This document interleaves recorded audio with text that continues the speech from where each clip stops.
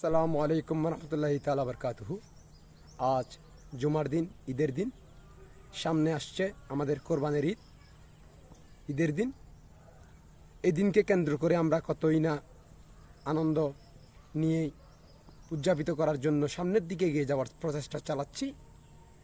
আসলে কোরবানির ঈদ কার জন্য?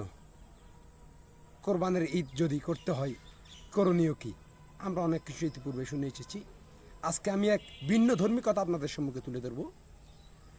আমরা যখন কুরবানির পশু ক্রয় করতে যাই, আমাদের চিন্তা করতে হবে, আমরা চিন্তা করি কি আর করা দরকার কি। আমরা চিন্তা করি মাংস কেমন হবে, আমরা চিন্তা করি গরুটা কত কম দিয়ে কেনা যায়, কাকে ঠকানো যায়। আসলে আমি এভাবে বলবো না, যাই হোক, এগুলি থেকে মাথা থেকে দূর করে, কারণ আমরা সবাই জানি হজরত ইসমাইল ইসলামকে কুরবানি দিয়েছিলেন হজরত ইব্রাহিম ইসলাম, এখন দুব্বা নাজিল হয়, আমাদেরকে সহজ করে দিয়েছেন এই কুরবানিকে। এই কুরবানিকে সামনে রেখে আমরা এই যে কর্মগুলি করতেছি, এতে কি মালিক রাজি হবে? এখন আমরা হক করলে ইবাদত, আমার কি হক আদায় হচ্ছে? যার হক তাকে আদায় করতে পারতেছি?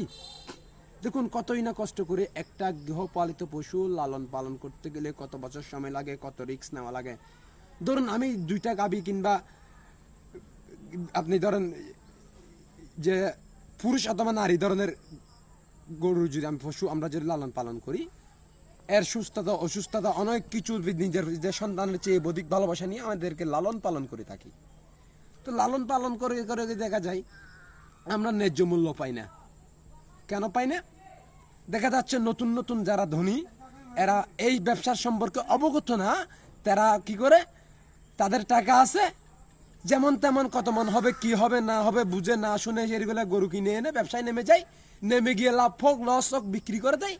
কিন্তু যারা কষ্ট করে নিজের বাচ্চাদের মতো বা তার চেয়ে অধিক ভালোবাসা দিয়ে লালন করে যে পালন করে, তার হক সে পাচ্ছে না, বিক্রি করতে পারছে না, চোখের পানি জর্জর করে মেয়ের বিয়েতে বিক্রি টাকাটা ব্যয় করবে, একটা ঘর তৈরি করবে, মানে যার যার যার বিভিন্ন অন্তরের প্রয়োজনীয়তা আসবাবপত্রগুলো মেটানোর জন্য এটা লালন পালন করে।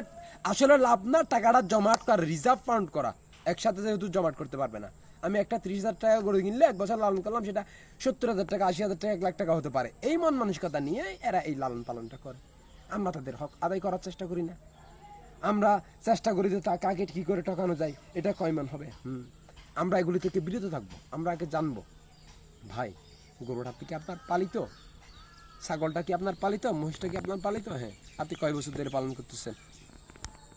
ভাই কিছু মনে করবেন না, যদি বলেন আপনি কত টাকা দিয়ে কিনেছেন, কয় বছর বিয়ে করেছেন, আপনি ক্যালকুলেশন মিলে দেখবেন এর পিছনে এর কত খরচ হয়েছে। একজন ব্যক্তি দৈনিক মিনিমাম 500 টাকা বেতন, আপনি হিসাব করেন 365 দিয়ে কত টাকা বেতন। কিন্তু কি পাচ্ছে?